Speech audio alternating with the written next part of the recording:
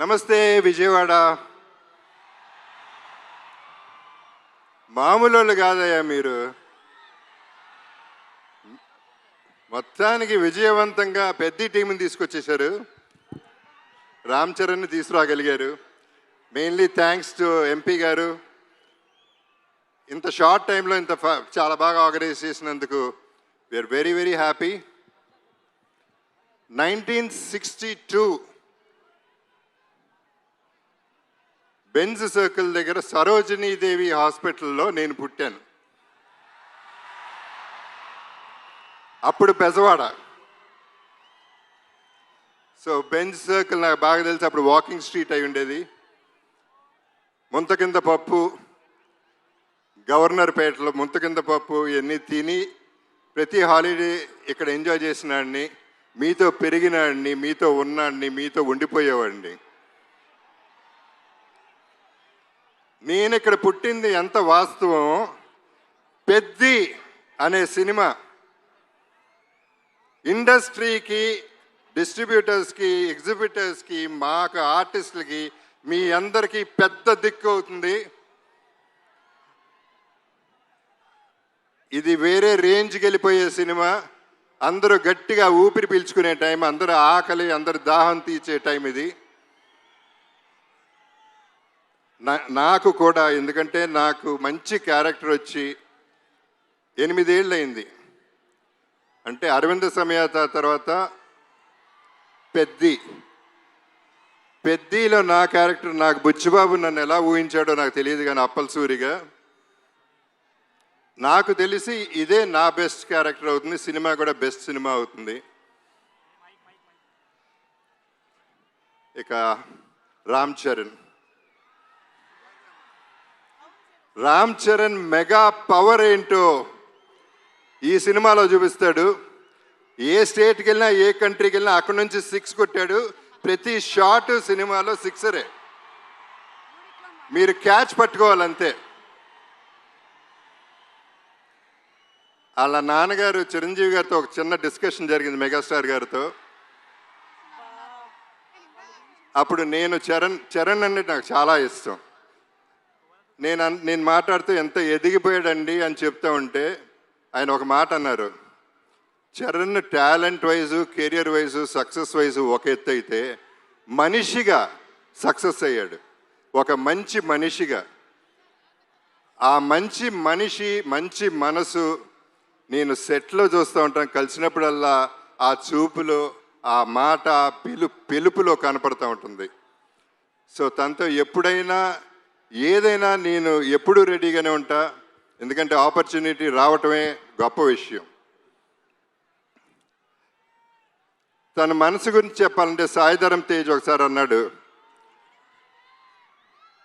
తన ఇంట్లో వాళ్ళ పేరెంట్స్తో పాటు వాళ్ళ బాబాయ్, మన డిప్యూటీ సీఎం గారు పవన్ కళ్యాణ్ గారు,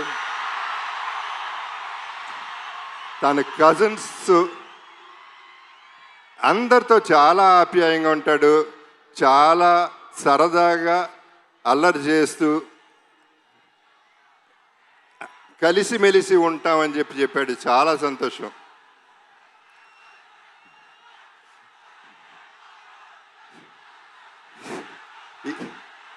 ఈ పర్టికులర్ సినిమా గురించి నేను ఎక్కువ చెప్పదలుచుకోలేదు, ఎందుకంటే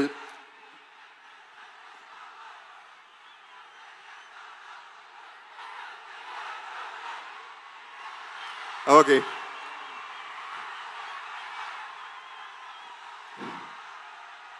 ఇక మా బుచ్చిబాబు పోర్టబుల్ సైజులో, బఠానీ సైజులో ఇంత ఉంటాడు. తనలో ఎంత బుర్ర ఉందో, ఎంత టాలెంట్ ఉందో, అన్బిలీవబుల్ టాలెంట్ ఉంది, అన్లిమిటెడ్ టాలెంట్ ఉంది. Is unstoppable also. తను పోర్టబుల్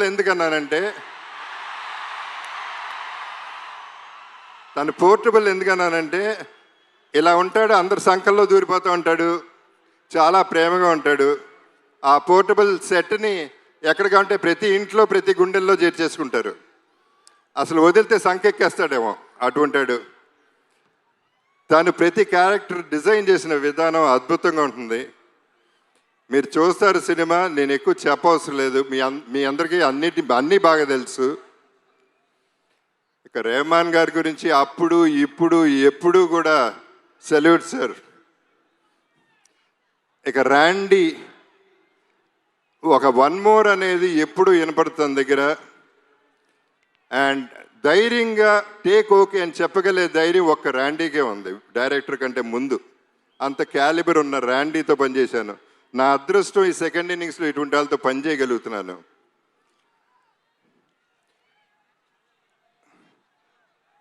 జాన్వి మీలాగానే నేను ఫస్ట్ టైం ఇక్కడ కలిశాను. సినిమా చేశాం కానీ నేను కలవలేదు ఎప్పుడు.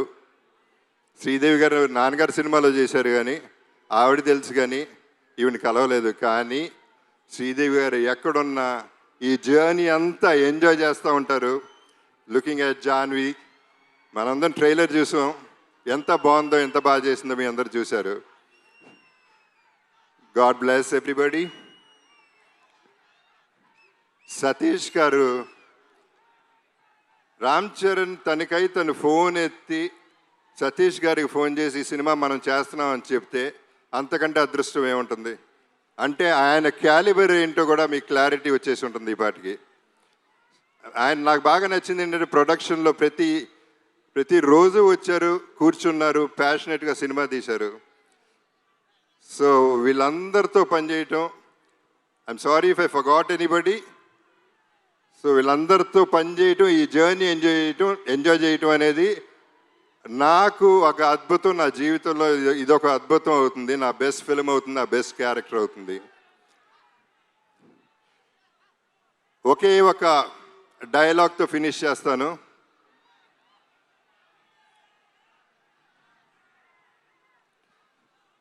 ఆఖరికి వచ్చను కూడా ఒంట్లో దాచుకుని బతకాలంటారా దీని అమ్మ బతుకు.